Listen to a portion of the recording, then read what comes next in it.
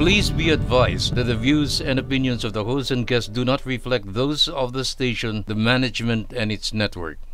The information provided in the show does not and is not intended to constitute legal advice. Instead, all information and content in the show are for general informational purposes only. No viewer should act or refrain from acting on the basis of information provided in the show without first seeking legal advice from a proper counsel. No attorney-client relationship is created or intended to be created with the audience of the show.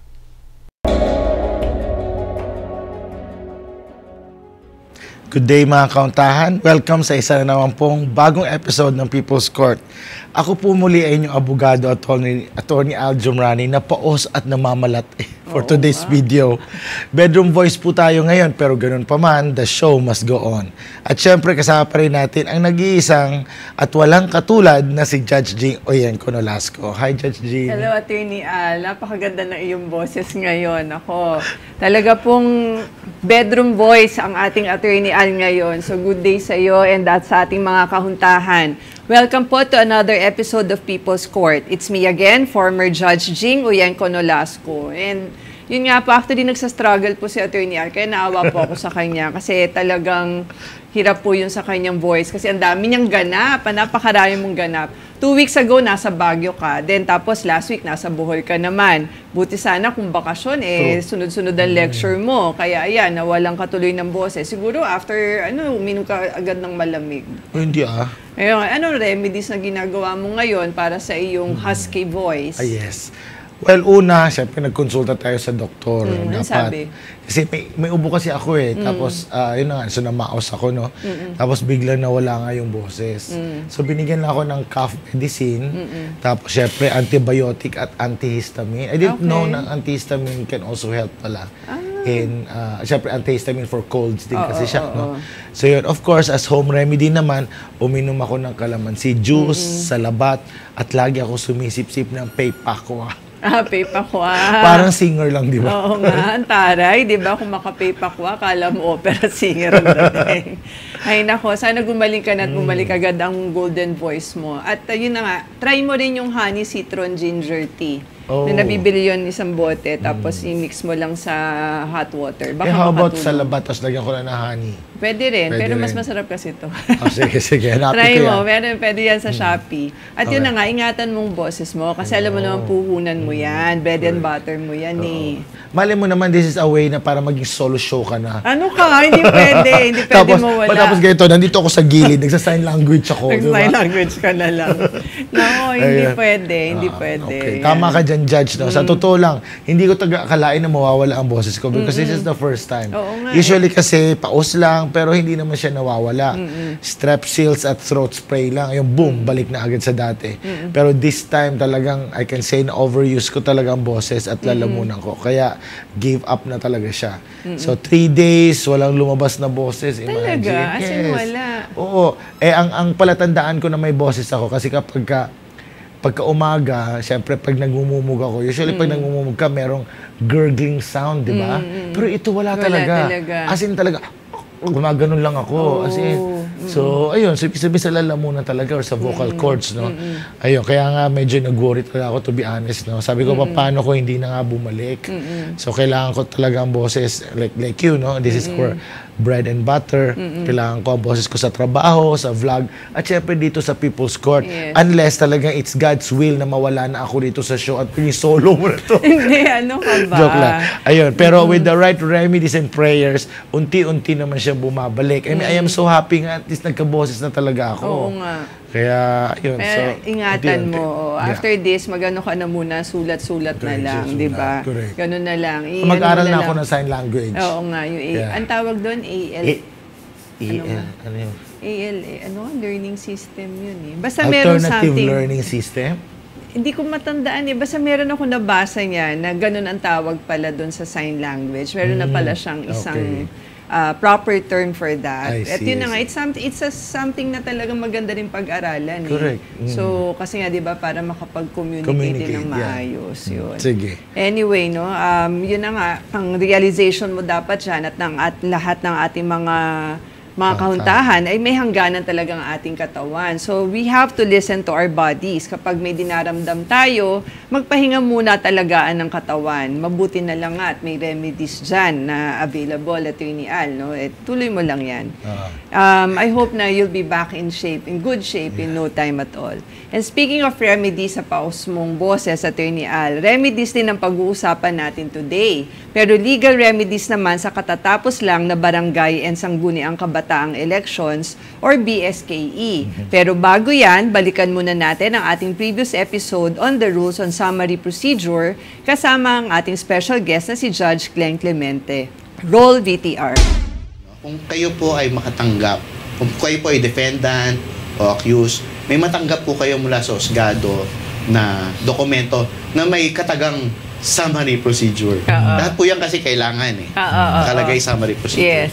Pag nakita niyo po yun, agad-agad pumunta po kayo sa abogado. Very good. At magkonsulta na po kayo kasi time is of the essence po.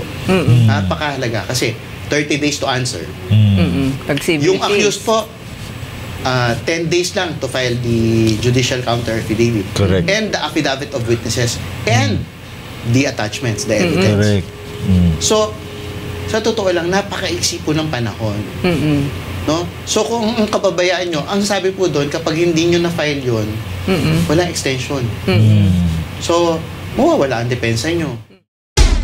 Thank you to our production team for the highlights video. At maraming salamat, of course, sa ating espesyal, no? In fact, favorite na nating guest na si Judge Glenn Clemente sa kanyang napakalinaw at husay na paliwanag tungkol sa rules on summary procedure. So, Judge Jing, ano ang takeaways or pabaon mo from that episode? Thank you, Attorney Al. At syempre, maraming salamat ulit kay Judge Glenn Clemente sa kanyang pag-guest ulit ito sa ating show. Next time ulit, ha? Yes. Now, ang gusto kong i-emphasize mula sa ating previous episode ay ang rule on summary procedure sa ilalim ng expedited rules in the first level courts ay naglalayong mapabilis sa mga kaso sa mga first level courts natin. Ano ba itong first level courts natin? Kasama po dyan ang municipal trial courts in cities, municipal circuit trial courts, at metropolitan trial courts. So ito nga yung mas maganda tawagin sila together collectively as first level courts kasi para ka lagi nagtatang twister pag isa-isain mo sila. MTC, MTCC, MCTC, METC, o, diba? So, pagka summary procedure, no, lalo na po sa civil cases natin, puro papel lang ang isusumite na magkabilang panig, wala na tong trial, no?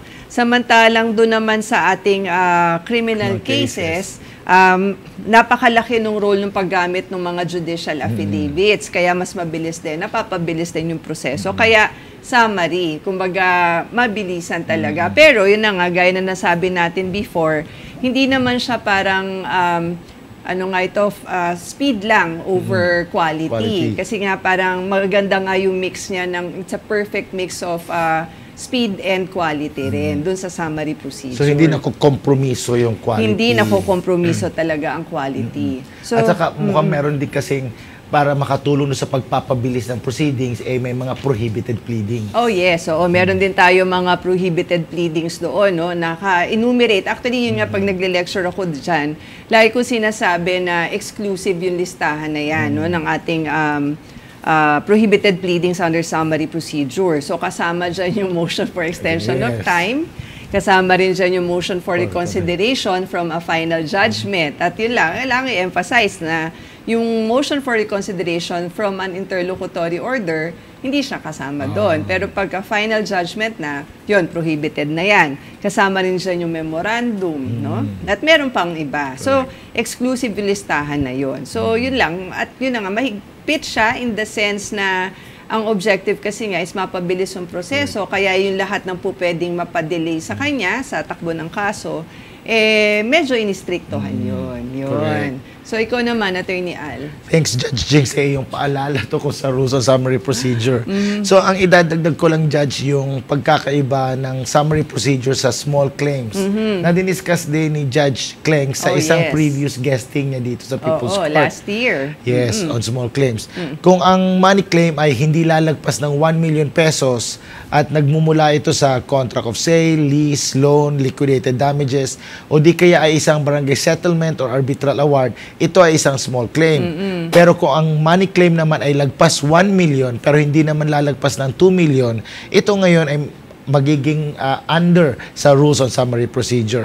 Sa small claims po, may mga pro forma or ready-made forms na susulatan at kukumpletohin ng mga partido. Samantala sa rules on summary procedure, katulad nga nung sinabi ni Judge Jing kanina, talagang gamit na gamit ang mga affidavits doon.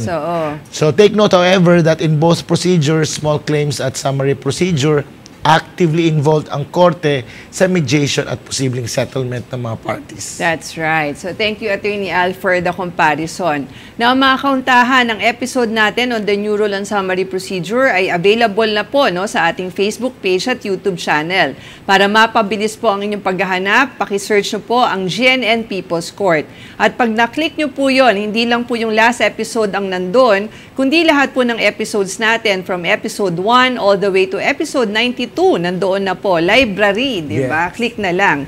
Just click on the episodes that you want to watch at pwede na kayong mag-binge watch. Wag lang po dire-diretso kasi 92 hours po yun mahigit. More. No? More than. Kasi yung mga iba natin lumalagpas ng 1 hour 10, 1 hour 13 minutes. Correct. So ilang araw yun? Diba? In one day, there are 24 hours. 24 episodes. Or 23 episodes in a day. Ayun. So kaya, dahil lang, baka ma-overload kayo ng legal information. Correct. At syempre pa mga kauntahan para marami rin ang makinabang at matulungan sa pamamagitan ng proper legal information, please like, follow, subscribe, and share our Facebook page and YouTube channel and all our episodes. And as always, maraming salamat po sa mga kauntahan nating nag-share at nagsishare na ng episodes natin. At advanced thanks din po sa mga mag-share pa lang. As we always say here on People's Court, Judge Jing, knowledge is power and sharing is caring. O, diba? Na-perfect na namin ni Attorney Ali yun. Kahit di kami nagpa-practice niyan. Okay. Pero kung gusto nyo naman, mga kauntahan, na panoorin ng mga episodes ng People's Court on its premiere airing, you can catch the latest episode po every Saturday. Alas 7 po yan ng gabi sa One Media Network, which is the new name of GNN. Mapapanood nyo po yan sa GSAT Direct to Home Satellite TV Channel 1. Kasama rin po sa Sky Cable Metro Manila Channel 73. Pati po ang Pacific Cable, meron pa, Going Strong, Channel 44. At UHF Free-to-Air TV Channel 45 sa Metro Manila. Meron din po sa Channel 44 sa Pampanga, Channel 48 sa Naga, Channel 44 sa Baguio and Cagayan de Oro, Channel 46 sa Marawi, Channel 50 sa Bacolod, Channel 45 sa Cebu, Channel 43 sa Zamboanga, at sa iba-iba pa pong channels, depende po kung saang hotel or resort o saang probinsya kayo naroroon. Yan. Tama. Ngayon, kung hindi nyo naman napanood ang premiere airing ng episode, may replays po ang latest episode ng People's Court on different times of the day and night for the entire week hanggang bago mag-premiere airing uli for the next episode. Now, mga kauntahan, kung wala po kayong cable provider or nag-iisip magpalit ng cable provider, please consider GSAT po kung saan may access po kayo not only to the other exciting homegrown shows of One Media Network katulad po ng People's Court, kundi pati na rin po sa iba pang local and international channels. For information and installation, please visit po www.gsat.asia o di kaya po bisitahin nyo ang social media accounts ng GSAT katulad po ng Facebook page na at GSAT Direct TV. And with that, it's time for our special shout-out sa mga piling mga kauntahan natin sa YouTube at Facebook, Judge Jing. Oo naman, Attorney Al. So, sino bang una sa ating listahan ngayong week na ito? Correct. Baka may nag-aabang sila ngayon. No? Oh, yes. So, ang una nating babatiin ay si at Babies Kids TV na kauntahan natin sa YouTube. So, mukhang may sarili siyang channel. No? Dapat i-check natin para ma-follow natin siya. So, nag-comment siya sa episode 9 on ejectment ng ganito. Very helpful information.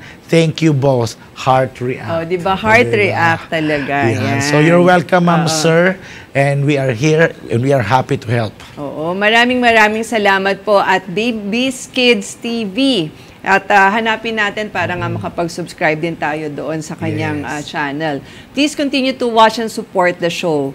Ang susunod naman nating babatiin ay si at Ray CFD 7753. Nakahuntahan din natin sa YouTube. Nag-comment naman siya siya sa episode 12 natin on exclusion of heirs.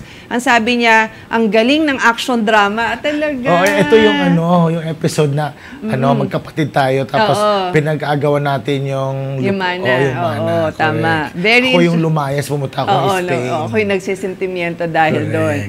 Tapos sabi pa niya, very interesting and highly informative show. Thanks, Judge and Attorney. Yun, nasabi niya. Maraming salamat po for that. Happy to entertain you po. Di ba, Attorney Al? Mukhang may future na tayo sa showbiz. Ako ang bida. Ikaw ang kontrabida. Ay, pero bakit ako lagi kontrabida? Hindi ba pwede ikaw ang kontrabida ala evil stepsister? Ganon? Sino kasi Cinderella? Yes.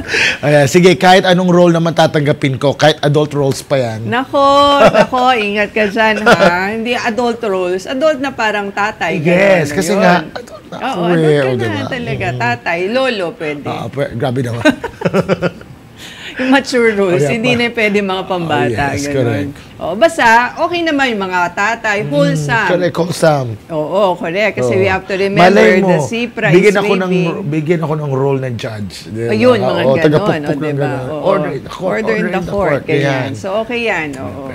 Basta yun nga, within the CPRA, Code of Professional Responsibility and Accountability, which governs us 24/7.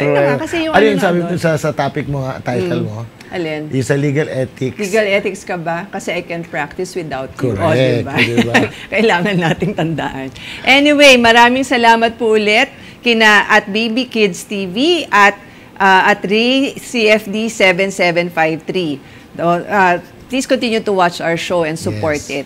So sa mga kauntahan po natin sa YouTube at Facebook, please keep those positive messages and comments coming. Talagang na-inspire po kami sa inyong mga mensahe na motivate, no? Kahit pagod po kami, ay nakaka-uplift po ng spirits pag nababasa po namin yung mga positive messages nyo po.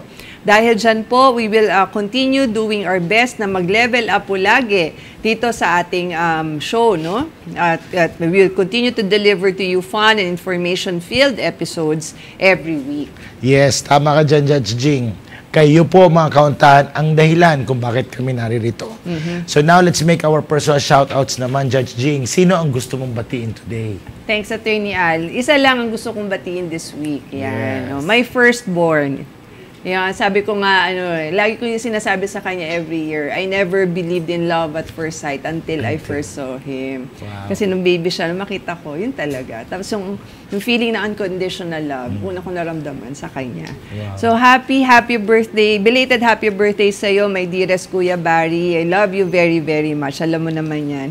May God bless you more so that you will continue to be a blessing to others as well.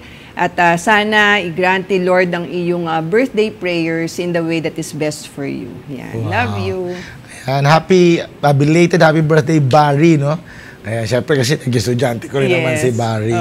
Ayan, so katulad na sinabi ni Judge, sana God will grant all your wishes, no? Lalo na sa career mo, sa career, pagiging abogado mo. Thank you for that, Attorney Al. And of course, make your mama proud. MYMP. Make your mama proud. Tama, MYMP. Di ba may band nun? Yes. Meron pa ba sila ngayon? Di ba si Juris kasama dyan before? Oo nga pala si Juris. Tapos di ba, nung umalis siya, Juris na lang siya. Okay. Ayun, okay. Okay, so for my personal shoutouts, gusto kong batiin ang lahat ng mga bumubuo ng IBP Baguio Benguet Chapter at IBP Bohol Chapter. Ayan, sila dahil ako bakit wala ng boses. So back-to-back MCA lectures ako sa kanila. Maraming salamat sa inyong imbitasyon at mainit na pagtanggap. Kahit nakakapagod dahil north to south, nag-enjoy naman ako. At sana ay marami rin kayo natutunan at sana ay i-practice nyo ang mga sayaw na tinuro ko sa inyo, ha. Sa susunod na pagbisita ko dyan, sabay-sabay na tayo sa steps, ha. Bakit nun hindi sabay-sabay? Sabay-sabay. Nakakatuwa talaga mga MCLE lectures mo, Attorney Al. Parang feeling ko ang mandatory na doon. Iba na no? Kasi pag yun doon nga, imbes na mandatory continuing legal education or MCLE, nagiging MDN. Ano yun? Mandatory dance number ang PEG, di ba? MDN ST. Ang mahirap pa, ano yun? Mandatory dance number sa TikTok. Ayan, diba? MDST. Ang mahirap pa doon kasi syempre, di ba, hindi naman yung ibabawa sa oras mo sa lecture. So kaya, sasabi ko sa kanila, madali lang to, practicein natin. Kasi usually, I gave the number during the break. Kasi may break naman before may lecture so hindi nila nagigets. Kaya katulad nitong huli, nabawasan ng 10 minutes yung oras ko. So ang ginawa ng MC Monitor, hindi, dagdagan natin ng 10 minutes talaga, mabuti din nagdagan. Kasi kailangan kumpleto yung Tsaka tama din, kasi kapag binawasan mo yung oras ko, hindi ko mako-cover lahat. Tama. Ayun naman, maganda. So hindi naman siya mandatory talaga, Judge. Kasi yung voluntary lang. At saka pansin ko, ang mga lawyers talaga mahihain by nature. Talaga ba? Mahihain ba mga lawyers o kailangan lang na meron taga-push? Ayan, kailangan natin siguro na may taga-push. Hindi naman sila mahihain. Diyos ko, mga abogado pa yung lagi nasa harapan, di ba? Kaya nga pag nagkasabay tayo sa MCLE natin, ako na ang ang sasayaw? Hindi. Ako na magpupush sa kanila. Ako na mag-engage sa kanila. Sige na po, join in the dancing. Akala ko naman ikaw na ang sasayaw. Hindi. Tayong dalawa, tandem. Pwede naman. Basta ikaw ang nasa gitna. Ako nasa dulo. Ako yung magsasabi, go, dance with Attorney Al. Ganun. Tapos ako yung nasa pinakadulo. Yung tipong pagka nag-video, hindi ka kita. Nandun ako sa dulo-dulo. Ganyan. Sa naman talaga, sa mandatory continuing legal education, there has to be a balance. Parang dito lang sa show natin, there has to be a balance or a healthy balance of fun and learning. Ayun. Oo nga. Okay. Anyway, ayan na. So with that, let's... kailangan na natin topic reveal na. Kasi nga, I'm sure, sabi mo nga, di ba, parang baka sa susunod na MCLE ko, mandatory na yun. Baka mamaya, the lawyers will look forward to it. Pero bago yan, ito muna ang nilulook forward na ating mga kahuntahan. Yung topic reveal natin. Ano nga ba ang topic natin for today? Okay, so alam naman natin, nakakatapos lang ng Barangay and Sangguniang Kabataan Elections o BSKE. Pero tapos na ba talaga ang laban? Paano kung may mga hindi sang-ayon o hindi matanggap ang resulta ng halalan? Ano ang mga legal remedies nila? Meron pa ba? That's right, Attorney Al. Mga kauntahan, ang pag-uusapan po natin today ay ang post-election remedies ng BSKE before the courts. Anong pwedeng i-file laban sa mga naproklamang kandidato? Saan ito i-file? Sasagutin natin yan sa ating third segment kasama ang ating special guest na isang hukom. Kung sino po siya, abangan nyo po yan mamaya. At syempre po, like always, abangan nyo din po ang dalawang tanong na sasagutin namin ni Judge Jing sa second segment. Malay nyo po, ang sasagutin namin ay tanong ninyo. Kaya mga kauntahan, dyan lang po kayo dahil magbabalik pa ang People's Court.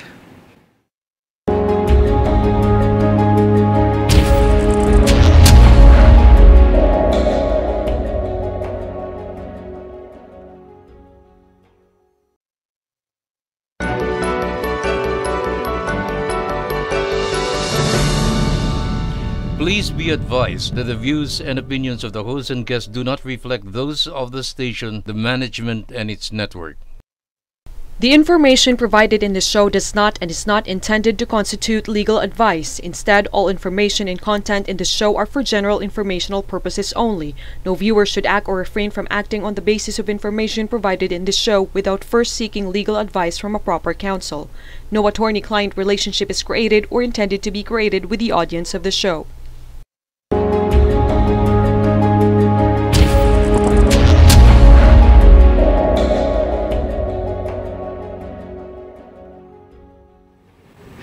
Welcome back to People's Court, or Legally Speaking segment, mga kahuntahan. Ako po muli si Jing Uyenko Nolasco, isang dating hukom. At syempre, kasama pa rin natin ang the one and only abogado ng bayan. Yan, para Exhibit A. Attorney Al Jumrani. Hi again, Attorney Al. Thank you, Judge Jing. At hello again, mga kahuntahan. Welcome po sa Legally Speaking segment, kung saan ay may sasagutin tayong dalawang tanong mula po sa inyo. At pagkatapos ay magbibigay tayo ng overview tungkol sa ating featured topic today on the BSKE post-election remedies. Parang napakahinhin mo magsalita. Oo, may ginagaya kasi ako. Oo nga eh. Nakita ko nga. May puhunan. Kasi nga namamaos po si Attorney, kaya minumodulate ang boses. At dahil namamaos ka... Ano, ikaw nasasagot sa dalawang tanong? mo talaga. Ako talaga. Hindi, isa lang. Para lang balato ko sa'yo, ako na sasagot nung unang tanong para makapagpahinga naman ang iyong voice. Para modulated voice mo, diba? Tapos ikaw na sa pangalawa. So, ibig sabihin yung unang tanong na isang oras yan. Kasi para mga 30 minutes kayo. Tapos uminom ka ng water habang diba? So, isa lang, first lang. Huwag kang assuming. Akala ko naman, yung dalawang tanong na ang sasagutin mo. Hindi. Yung first lang. Sige na. Okay? O yan. Okay. Go. So, ako ang babasa ng tanong, syempre ikaw sasagot. So, ang Gusto first... mo ako na rin magbasa ng tanong para mapahinga ang boses mo. Ako na rin sasagot. Eh, di ako na. Sige, kasi go. yun yung nasa script eh. Okay. Sige, go. So, ang unang tanong natin ay mula sa kauntahan natin sa YouTube na si... Ito kasi next time gumawa na kayo ng pangalan nyo sa YouTube. Okay. Ito ang kayong username sa YouTube. At user IX5CM5JJ7Z. Ayan. So, pwede namang at Jose. Okay, di ba? Para mas madali. Gumawa na kayo ng profile niya sa YouTube. So, ito ang tanong niya. Okay. I was just wondering, why would the debtor suddenly comply because of a writ of execution when he or she clearly did not feel the need to honor the first order to execute in the first place? Wouldn't it be better for the court to just issue a contempt order instead of a writ of execution? O, di ba, ibang klase din, no? Oo nga Kasi bakit pa mag-execute ka doon? I-contempt mo na lang agad para magbayad na Judge J.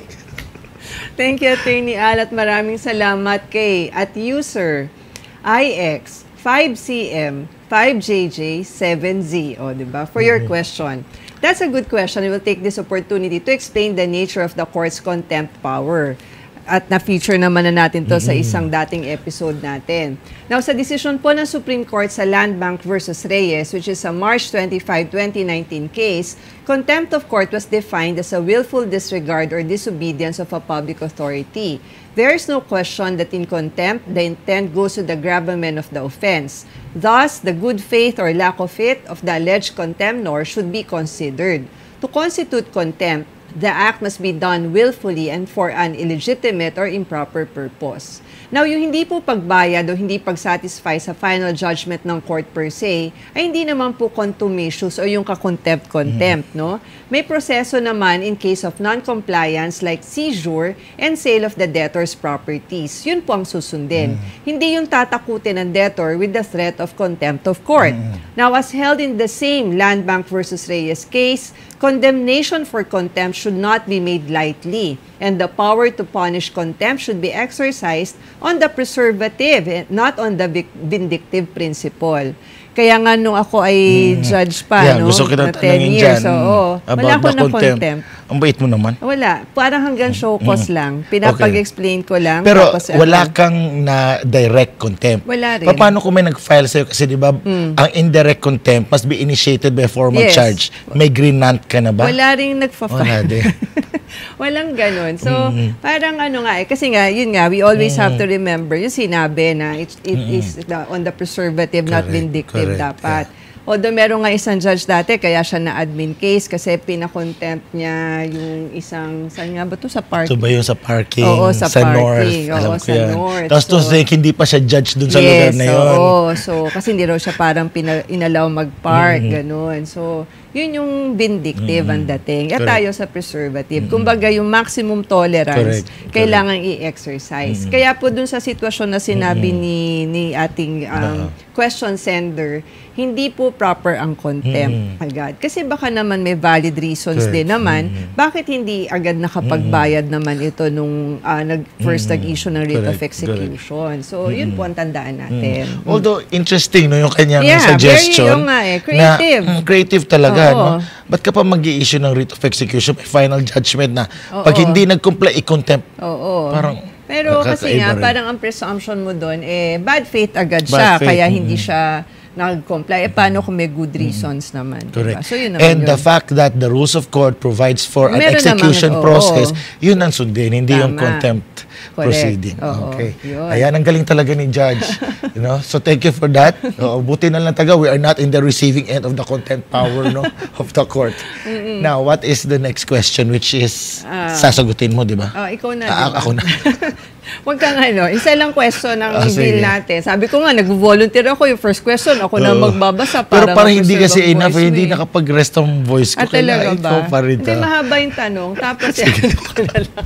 Pero Okay, ikaw ang fine. sasagot. Sige, Okay. what's the next question? Ang At kanino susunod, galing? Ito na. Susunod na tanong ay mula sa kauntahan din natin sa YouTube na ito rin. Kailangan nyo rin pong kumuha na Ano ba yung mag-i-enroll? Sa Ay, YouTube? kailangan ka parang mag-create ka ng profile. Mag-create ka na ng profile. Si at user RU8DD1EZ2W. Yeah. Yun ang kanyang lumabas na pangalan. Ang tanong niya ay, what is the effect of a notarized judicial affidavit which was found to be bogus, no? Ang ibig sabihin, he did not appear, the affiant did not appear during notarization, and it was not reported in the ledger. Siguro ito yung report, notarial report, Yes. yung sinasabi Notarial niya. book. Yeah, notarial book. Attorney Al, ano ang Okay.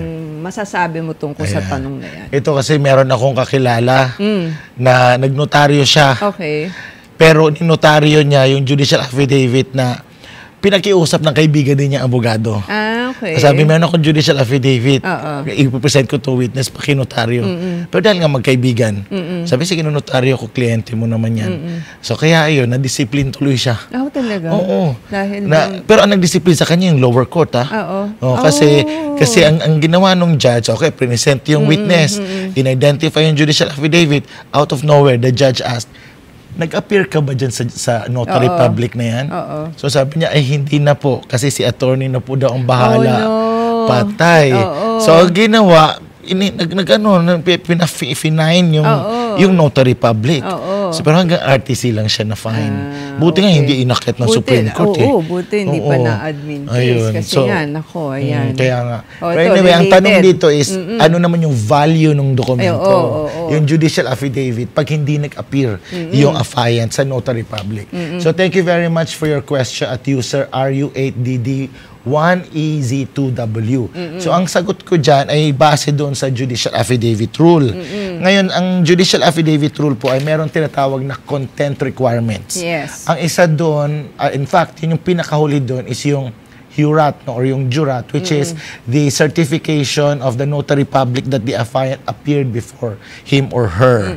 Now, furthermore, under section 10C ng judicial affidavit rule, nakalagay doon, the court shall not admit as evidence judicial affidavits that do not conform to the content requirements of section 3 and the attestation requirement of section 4. Oo. So, ibig sabihin, walang value yung judicial affidavit mo kapag ka hindi valid or hindi truthful yung jurat or yung HURAT ng Ayun. notary public. Nako. Thanks, Kaya, Attorney ayan. Al, for that. Na meron lang ko i-add doon sa sinabi. Tungkol naman, sa sinabi mo, tungkol naman doon sa notary public naman, ang idadagdag ko, no? Doon sa parte kasi ng notary public na nag-notarize yung judicial affidavit without the affiant personally appearing before him or her, tandaan po natin na ground po yan for disciplinary action. Kasi yung ganun ay paglabag sa notarial practice rule. And consequently, pati na rin ang bago nating Code of Professional Responsibility and Accountability or CPRA. Actually, may recent Supreme Court decision dyan. Kakadiscuss ko nga lang doon sa aking legal ethics lecture last Saturday. Na ang senaryo, ganun din, hindi nag-appear na patunayan na deed of sale naman yon na si complainant, yung nag-complain doon sa lawyer ng admin case, hindi siya nag-appear doon sa pag-notarize ng deed of sale. Siya yung supposed na seller ng property.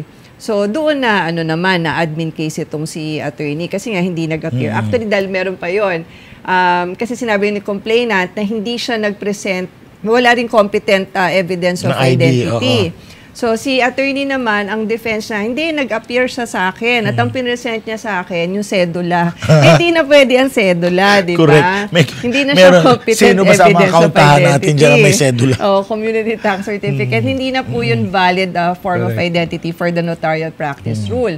So, yun, doon, na-suspend siya. At usually, itong mga recent administrative cases involving notary public, yun naman, no? Hindi naman na-disbar agad. Kung mababawa, first time, gano'n. Mga usually suspension. At revocation ng kanilang commission. Yes, revocation ng commission. Tapos, pero pagka paulit-ulit, kasi merong isang notary naman As in talagang nagnotaryo yata ng mga hundreds of documents na expired na yung notarial commission niya. So yun of course, pagka ganun na kalala, yun naman for disbarment naman yun. Kaya po, ingat po sa ating pong mga kahuntahan ng mga abogado na may notarial commission, pakitandaan po natin yan that we have to comply with the notarial practice rule. Kasi pag may violation po niya, no, yan po ay hindi lang basta violation lang ng notarial practice rule, pati yung CIPRA, yung Code of Professional Responsibility and Accountability. Kasi serious offense yun. Correct. At saka isipin din ng mga notary public that by doing so, itong pag-violate sa rules of notarial practice, you erode the trust and confidence of the public in the notarial act. Oo. Yun nga, di ba, ilang beses nang in-emphasize ng Supreme Court. Kaya tuloy, dahil nga sa hindi na nire-require yung personal appearance, tuloy naglilipanan, nagsusulputa itong mga proxies. Proxies na notary public. Correct. Tapos ngayon maraming branches, magugulat ka, ang dami niyang stamp.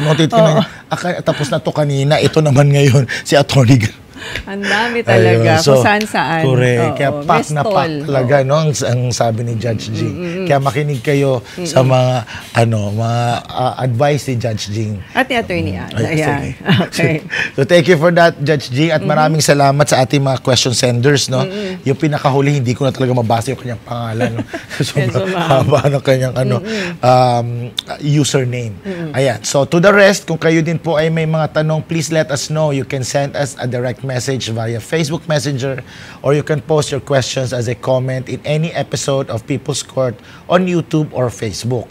Pati sa TikTok, pwede rin po kaming ma-DM doon. Oo. However, paalala lang po ulit mga kahuntahan, kapag may actual na kaso na po kayo or nagbabadyang maging kaso or urgent po ang concern nyo, mas mainam po kumonsulta na po kayo agad sa isang abogado, whether private man po yan or public, or any law clinic po sa pinakamalapit na law school sa inyo, or pati na rin po sa nearest IBP or Integrated Bar of the Philippines local chapter for proper legal assistance. Kasi nag-offer naman sila ng legal aid, no? Para sigurado pong maprotektahan ng inyong mga karapatan at mabigyan kayo ng tamang legal advice. Sila po kasi ang mas makakasuri na inyong mga specific na tanong at concerns. Kasi po, dito po sa People's Court, tanging legal information lang po ang pwede namin ibigay sa inyo. At kadalasan nga po, we point you to the right direction. No? We suggest po kung saan kayo pwedeng lumapit. Kung bawa, sa isang province kayo, ano yung pinakamalapit na pwede nyong malapitan. Correct. Pati mga opisina, di ba, sasabi natin, nandun kayo lalapit. Yes, yung mga pwedeng makatulong sa inyo, makapag-provide ng proper legal aid or legal assistance. Correct. At mga kauntahan, tulad po na sinasabi sa disclaimer sa simula ng show, wala rin pong nabubuong attorney-client relationship sa pagitan namin mga hosts ng People's Court at ng mga kauntahan nating nagtatanong sa amin. Tama. And with that, pwede na nating pahapyawan ng konti ang ating topic for today on the BSKE post-election remedies. Now, bumoto ka ba last October 30, Attorney Al? Ako pa?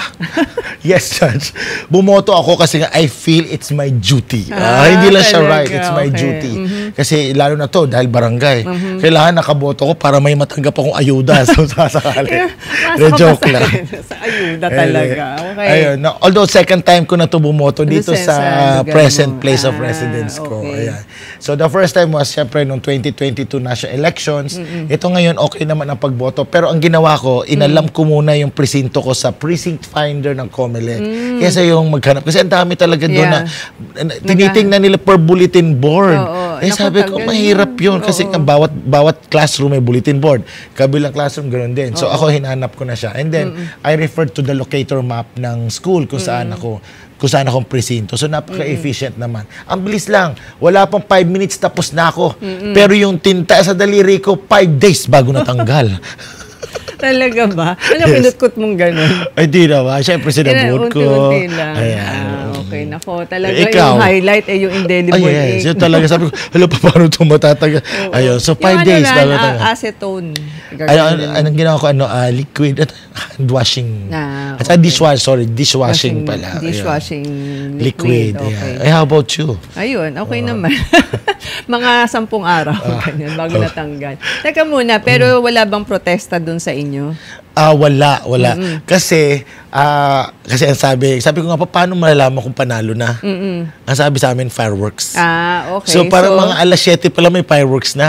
Okay. So, ibig sabihin, alam na, panalo panalo na. na. Oo, ayun. Kaya sabi ko, okay. So, wala siguro masyado issue. Kasi otherwise, kung contested yun, wala magpa-fireworks eh. Oo nga, totoo naman. Ayan. So, sinyalis nga yun na walang issue sa kanila. Pero paano kaya kung may issue sa resulta? Nabalitaan ba Attorney Al yung nag-toss coin dahil Yes. ang tabla nga daw ang Tabla ang boto dun boto. sa kanilang kandidato? Correct, yes. Ay, nabasa ko nga yan. Nag-toss coin sa isang barangay sa Coronadal. Ganon din sa isang barangay sa Lalo, Cagayan.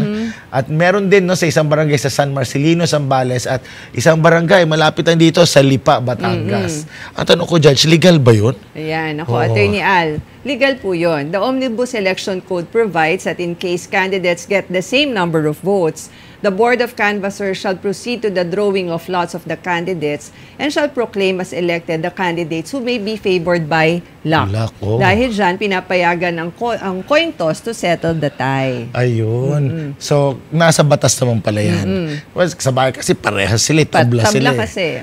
Wala naman kasi ng run-off dito sa atin. Hindi katulad sa ibang bansa. Pero sa mga hindi tabla ang boto, hindi pwede ang coin toss, diba? Toss coin. Ayan. At dapat idaan sa tamang proseso, di ba, Judge? Tama. At tama ka doon, Attorney Al, at yan ang pag-uusapan natin today, ang mga post-election remedies na pwedeng masampa sa korte. May pagka-technical ang usapin na ito, kaya mabuti pang ipakilala na natin ang ating special guest para maipaliwanag na niya sa atin ang mga post-election remedies na ito. Yes, Judge. And as always, it is my honor to introduce our special guest. So our special guest graduated with a degree of Bachelor of Laws at the University of Santo Tomas Faculty of Civil Law in 1995 and was admitted to the Philippine Bar in 1996. She is a professor at the Schools of Law of the University of Santo Tomas and the University of Perpetual Help, Las Piñas City, teaching remedial law, property law, election law, law on public officers, and administrative law. She is a professorial lecturer at the Philippine Judicial Academy and at the Philippine Competition Commission. Diba? Ang galing. Most importantly, Attorney Al, she is the presiding judge of the Regional Trial Court of Muntinlupa City, Branch 203 since 2010, which is designated as a Special Commercial Court and Cybercrime Court. She is also the executive judge of the Regional Trial Court of Muntinlupa City. And share ko lang, matagal na kayo magkakilala ng ating special guest. Pareho kaming OB Montessori parents. Nung time na yon, maliliit pa yung mga anak namin. Doon kami nagkakilala. Nung bago pa siya maging judge, magkakilala na kami doon. Kaya, at matagal ko siyang kinulit para maging guest. Matagal niya rin ako ni-reject.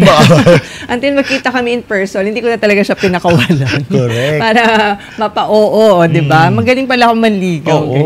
Para mapa-oo. Ang dami mo kaya na pa-oo para mag-guest dito sa atin, no? Itong ating special guest, talagang yun. Talagang, sabi ko nga, talagang timing na mabuti na lang at meron akong katulong din na nagsusog na mag-guest siya sa atin. Si Attorney Dave. Hello ulit, Attorney Dave. Hi, okay, Attorney so Dave. with that, maraming salamat talaga sa ating special guest. We are truly grateful and honored to welcome our special guest today, the Honorable Judge Myra B. Kiambao.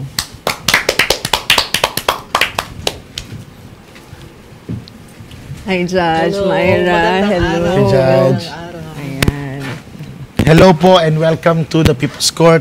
Judge Myra, thank you very much for accepting our invitation to guest on this topic. It's an honor and it's a pleasure after the so many Pangungulit of Judge Jing, and then one time na-corner niya ako na-corner. with Attorney Dave of PhilJA. Kaya hindi na siya nakatanggi. Hindi na ako nakatanggi. Meron akong wingman. Yeah. Yes. This was before BSKE, no? Before the BSKE. Kaya sakto din kasi ngayon topic din ni Kaya nga, Judge. parang meant to be na kailangan na mag-guest si Judge Myra. Kasi at that time, parang hindi naman yun sadya na nabanggit din na Attorney Dave about the lecture on election laws ni Judge Myra. Sa PhilJA. Yes. Yun, for PhilJA. So, yun lang. Parang yun na, Judge, meron na tayong topic and everything. Timing. Sabi ko, napaka-timing ng ating But anyway, meron muna kaming sa iyo, Judge Myra. Meron kaming Personal. surprise question for you. Personal question. Bago tayo mag-proceed dun sa talagang seryosong discussion Yes, on the okay. topic. Ito ang tanong namin sa iyo. Hindi yung kaninang... Ito naman, ano lang light. How do you relax and unwind? Kasi napaka-busy ng schedule mo. And of course, we all know na tayo ay mga solo parents na Yes. ngayon. So, yung time natin for the children. Pero ikaw, ano yung me time mo? Paano ka nagre-relax? Paano ka nag-unwind? Well, ako, I relax. Yung me time ko talaga is really wala akong me time eh. Kasi I ikaw do lang. not enjoy being alone after what we have experienced, di ba? So, I enjoy my time with my kids. And siguro mag-a-out na ako. I'm an army. Ano? BTS fans. So, I listen to their music and that's my way of relaxing. Talaga? Oo, BTS songs. Ano favorite mo ng BTS song? Well, Dynamite. Spring Day. Pwedeng sample. Korean yun. Ay, Korean Medyo siya. ano, Oh, wow. Nakita mo. Yan, Because I can relate to that song. Oo, talaga.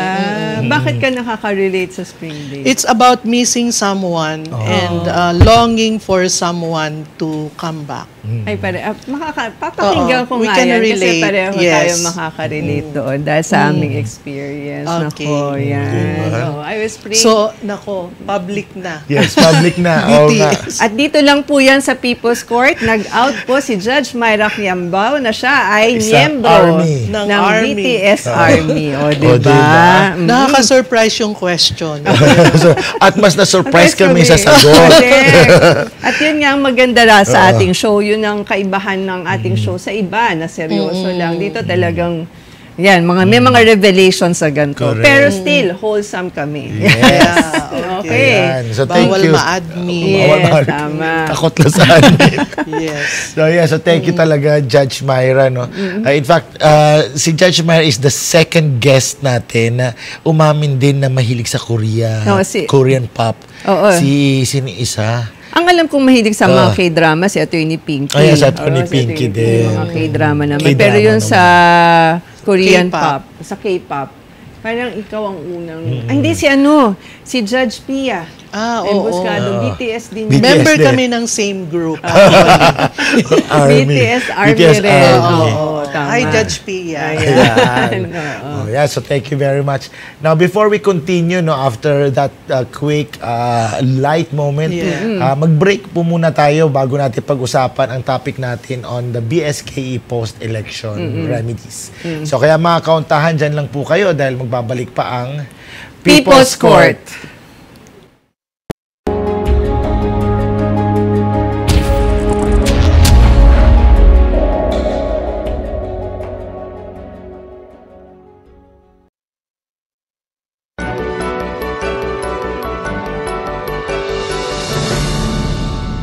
Please be advised that the views and opinions of the host and guests do not reflect those of the station, the management, and its network. The information provided in the show does not and is not intended to constitute legal advice. Instead, all information and content in the show are for general informational purposes only. No viewer should act or refrain from acting on the basis of information provided in the show without first seeking legal advice from a proper counsel. No attorney-client relationship is created or intended to be created with the audience of the show.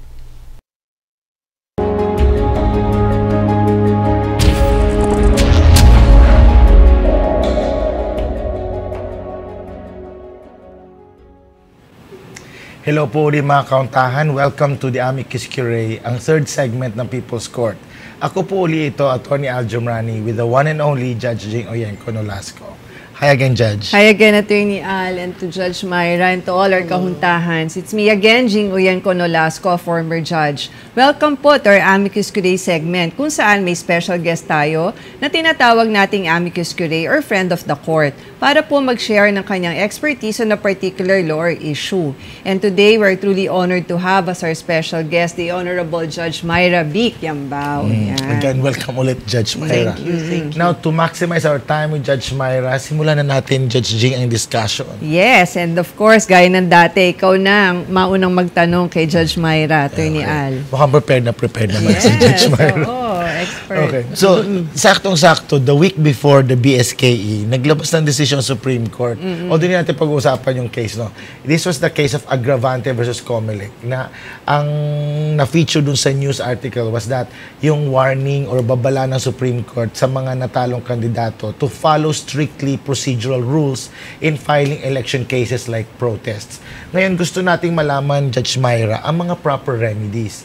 Ano ang pwedeng i-file ng isang natalong kandidato sa BSKE laban sa naproklamang kandidato? How about ang mga how about ang mga voters? Meron din ba silang remedy? Okay. So unang-una, there are two classes of election contest that a losing candidate may avail of. Ang unang-una dyan is filing an election protest. An election protest pertains to the casting and counting of votes. And quo warranto, this petition pertains to the qualifications or eligibility of the candidates. Well, sino ba ang pwedeng mag-file ng election protest at quo warranto?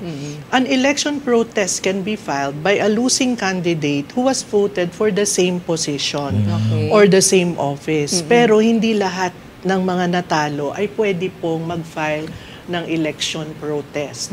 Ang election protest can be filed in a single slot position. Well, itong nakaraang eleksyon, barangay captain, only the second or third placer ang pwede na mag-file ng election protest. Now, in a multi-slot position, barangay Kagawad, yung sangguniang kabataan, only the last four highest the last four rank the four highest rank the four candidates rather after the last highest ranked winner. So meron tayong 6 na kagawad. So from the 6 kagawad, ang pwede lang na mag-file ng election protest ay yung 7, 8, 9, and 10. I see. So, yun. Okay. Ang mga voters hindi pwedeng mag-file ng election protest. Yung co-warranto naman, sino ang pwedeng mag-file? Ito. Ang pwede ay registered voter. Any registered voter in the same barangay. I see. Na, so that those are the persons or parties who can file an election protest or a co-warranto. I see. So, ulitin lang natin, ang election protest, ang magpa-file nun, yung natalong kandidato. Tapos, yun namang co-warranto, ay ang pwede mag-file nun ay yung aggrieved na registered voter. At magkaiba yung grounds, di ba? Yes, oo. Ang next question natin, Judge Myra, kailan naman dapat isampa itong election protest or co-warranto? Okay. Kailan ang simula ng pagbibilang nung period nito at may extension ba ito sa pagpa-file? Both in election protest and petition for co-warranto, the election contest may be filed within a non-extendable period of 10 days from the date of proclamation. Date How of many proclamation? 10 days. Very short period. Very short. And it is not extendable. I see. From the date of proclamation. So yung mga parang yung sa inyo, nagdiwang na. Yes, nagdiwang na. Nagpa-fireworks na, October October 30. So hanggang November 9. 9 plus kasi may 30 kasi eh. may 31. Pero kung na-proclaim ng October 31 or kung November 1 plus 10. Plus 10. So, yun. From the date of proclamation. Yung co-warranto, Same Same din. din. Same. I see. Okay, so I see. election protest and co-warranto within a non-extendable period from date of proclamation. 10 days. 10 days lang. Nakalimutan ko itanong doon sa question ko kanina. Saan pina-file itong election protest at sa co-warranto proceeding? Well, for purposes of the barangay and SK officials, the election protest and co-warranto may be filed before the designated election courts of the first level courts. Kasi the Supreme Court has designated election courts in the first level courts and also in the RTC. So ito, dahil barangay and SK sa first level courts. Pero yung mga single sala station, sila Yun na doon yon. lang. Okay. Oo, agad-agad doon na I see. sila. Okay. Okay. Okay. Ngayon, considering na nabanggit na natin yung dalawang kaso, ano ang kailangang i-file ng yung nirereklamo? Okay. Ano kung yung isa election protest or co-warranto, ano naman ang i-file naman nung Okay. Pwede ba siya mag-file? kung Oo. meron ba siya i-file? At saka meron itong tinatawag na counter-protest. Siya na ang nirereklamo, pwede pala siya mag-counter-protest. Oo. Kasi sa election protest, ang parties dyan ay protestant at protestee. Okay. So, ang protestee, within 5 calendar days that he of notice or of service of summons, he should file an answer. Okay. But if he wants to make a counter protest, he can do so. He can file a counter protest, but it should be incorporated in the answer. I see. So answer with counter protest. I see. Okay. So, So, but pwede yun. same ground pa din, which is Okay. on the casting of votes. Yes, casting and counting of votes. okay. Ganon din. Like the protest, he must specify what are the precincts protested, the grounds for the counter-protest. Okay. Question lang, kasi sa co-warranto yung qualifications. Pwede bang isama sa election protest yung qualifications? Hindi pwede. Because the grounds for an election protest are very limited. Ayan. Okay. So, yun na tayo papunta. Actually, Judge Myra, yung ano nga ba ang grounds natin for an election protest at saka sa co-warranto naman? Kasi sabi mo nga, for election protest, limited ang grounds. Now, what are the grounds for an election protest? First is fraud Okay. or pandaraya, terrorism or violence, irregularities and illegal acts during the casting and counting of votes. Dito na papasok yung vote buying, flying voters, which are committed before, during, and after the election or casting and counting of votes. Okay. So, very limited ang grounds. Ang co-warranto naman, ang grounds ng co-warranto would be ineligibility of the Ayun. candidate. So, qualifications based maybe with sa age or citizenship kasi Residence. kailangan residence. residence. Oo. And the next is disloyalty to the Republic of the Philippines. What would consist of disloyalty to the Republic of the Philippines? These are crimes involving national security. Sedition, rebellion, treason, coup d'etat, and even violation of the firearms law. Oh. So, those are the grounds for co-warranto. Now, conviction is not a precondition. I see. Basta na Oo. final. So, pwedeng dito mo i-prove ngayon doon sa co-warranto Yes. proceeding. Okay, Yung because mga the acts na burden yun. of proof or quantum of proof is only preponderance of evidence, I see. not proof beyond reasonable doubt. Okay. Okay. Oh, I see, I see. Okay. Now, ano po yung tinatawag na revision of ballots? May binabago ba dito? Bakit ang tawag sa revision kanya is, sa recount yan. Ballot I see. recount. So, physical counting of ballots. Okay. So, because in an election protest, if the basis of the protestant is hindi nabilang yung balota sa akin, dapat yon nabilang yun sa kalaban ko.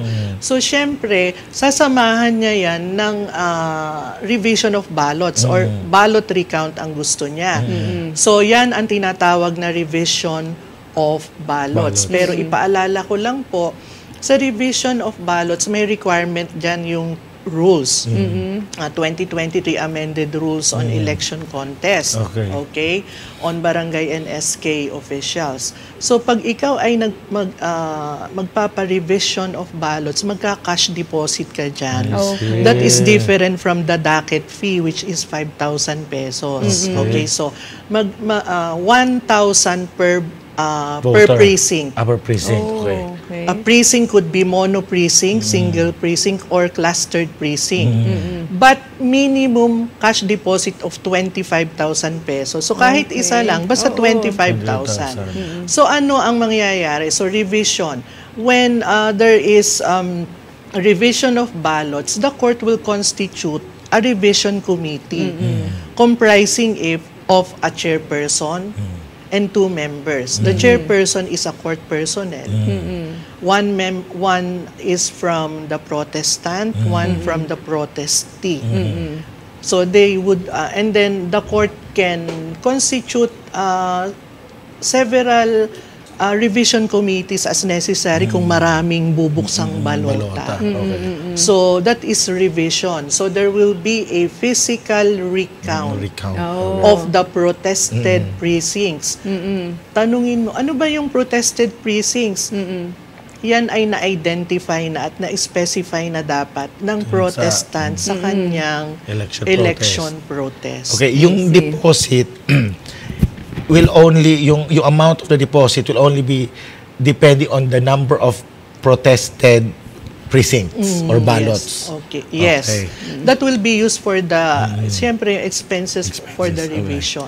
Ngayon, And dun sa kung count- kulang na yan, Papa. the court can order to replenish the cash deposit. So yan po ay sa clerk of court as a branch, as a OCC, Yes. as Office of the Clerk of Court na gano'n ng cash deposit. Tapos ba yan, Judge Myra, pagka nagpunta na, like magpa-file na nung gano'n, no, election protest, ang nagko-compute niyan is taga-OCC rin?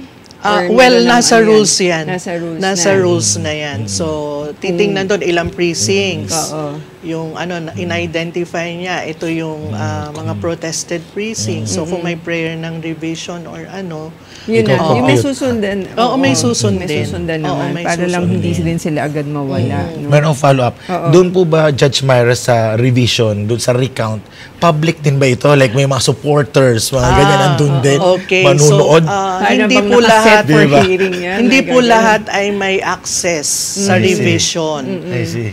Only the judge, the clerk of court, the members of the revision committee, the parties, and the authorized representatives of the parties can be there. I see. Ilang authorized representatives ang po pwede? Well, it would depend on the court kung ilan yung pwede niyang, yung ma-accommodate din ng lugar.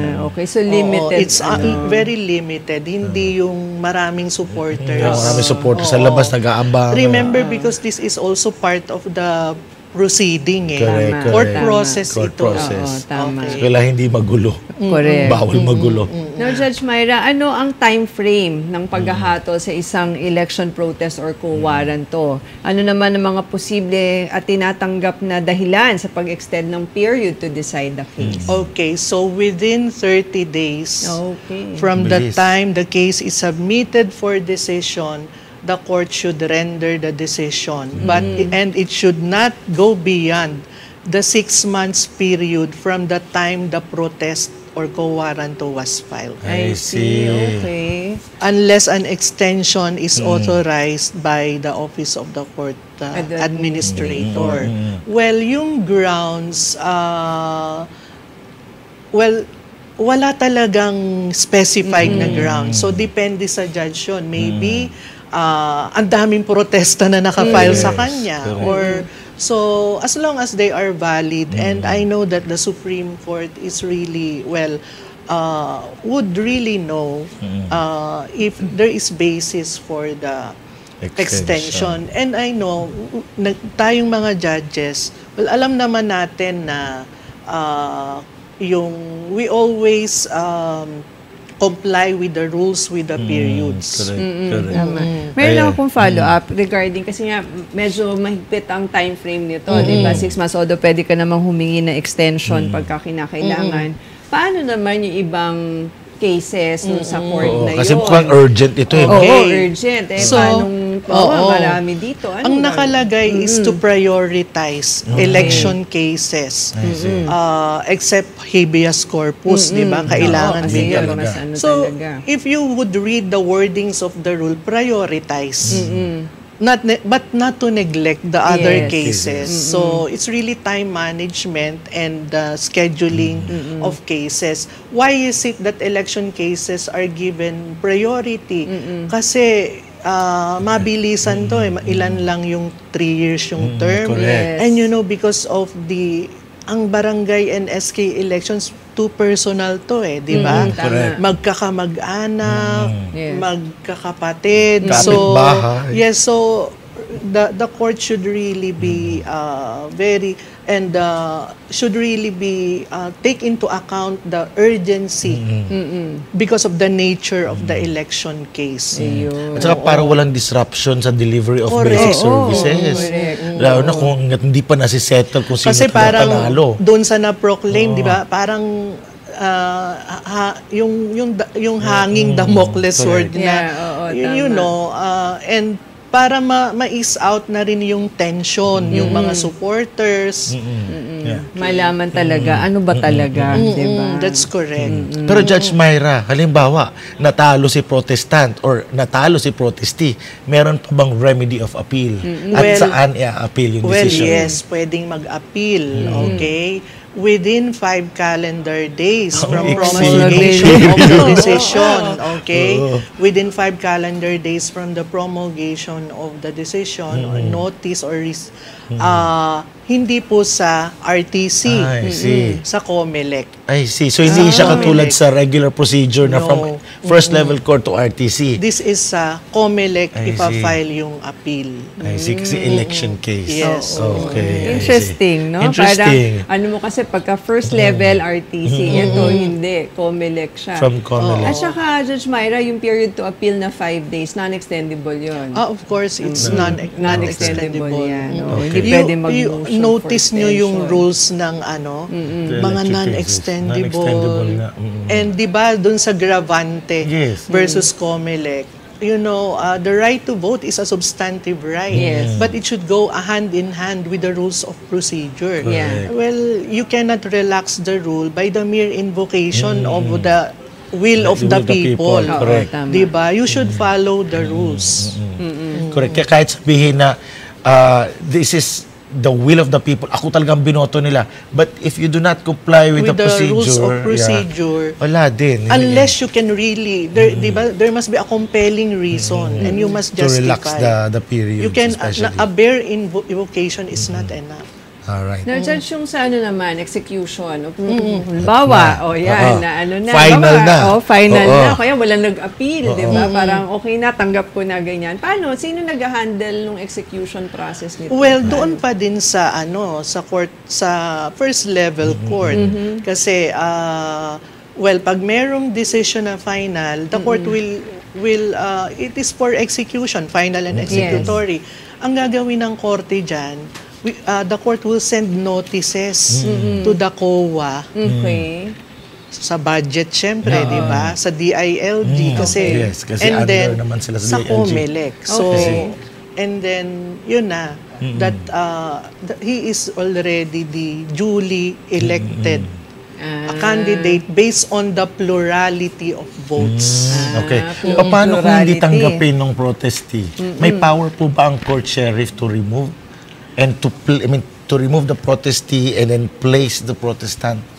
Well, in that case, isa-serve yan, di ba? Isa-serve, yes. May writ of execution dyan na isa-serve Doon sa nakaupo. doon sa nakaupo. And then the sheriff should go back to the judge, di ba? yes. And then, so kung ano ang mga sanctions na pwedeng gawin ng judge for that. Correct, Okay. correct. Oh, there must be a special order kasi ang sheriff, 'di ba? Kung ano lang, you cannot the sheriff, I guess, cannot really bodily Yeah. Yes. Oo, parang Bitbitin. Oo, bitbitin. I mean, Hirap no? hindi naman dapat gano'n. Correct. Oo. Baka si sheriff ang makasuhan. makasuhan. At saka, hopefully, we can rely on the spirit of community ng mga tao sa barangay level. No? Na pagkaganto na tanggapin na. and voluntarily satisfy the judgment of the court. Correct. Oo. And Wala you nang know, gulo. just lang, na there is such a, in the rules, pwede yung execution pending appeal. Oo, Okay. di ba? But for valid reasons, for good reasons. I see. So there must be good reasons for that. Okay. Ayan. Ayun, ako. Ayun. So, thank you very much, Judge Myra. No? Sa ngayon, medyo tahimik naman ata. Wala masyado nababalitaan ng mga election contest. Correct, In fact, mas na-feature nga yung nagtutoscoin eh. Oo nga. Kesa dito sa Natuwa mga... sila sa ganun. Correct. Kesa Oo. dito sa mga cases. Pero, yun na, very enlightening po ang True. discussion para din sa kaalaman ng ating mga kauntahan no? Na ito yung proseso kapag merong gusto magprotesta or gusto mag-question dun sa qualification ng mga BSKE proclaimed winners. Ayan. Kaya maraming salamat talaga, no? True ang sinabi ni Attorney Al. Ako rin kanina parang na-enlighten ako lalo doon sa mga sa bagay na to, procedure. sa procedure na to. Kasi, yun nga, lalo na with the BSKE, no? Kung anong pwedeng gawin. Now, Judge Myra, before we go, meron ka bang huling paalala para sa ating mga kahuntahan tungkol sa topic natin on post-election remedies tungkol dito sa BSKE? Well, one vote counts, really. There are cases when isa lang yung lamang ng kalaban. So, the power of a vote is really compelling, di ba? And it is a constitutionally guaranteed right. So let us not waste it, and let us always give effect to the true will of the electorate, but it should be in accordance with the Constitution, the law, and the rules. So thank you. Thank you so much, Judge Myra. Napakaganda. What a perfect way to conclude the show.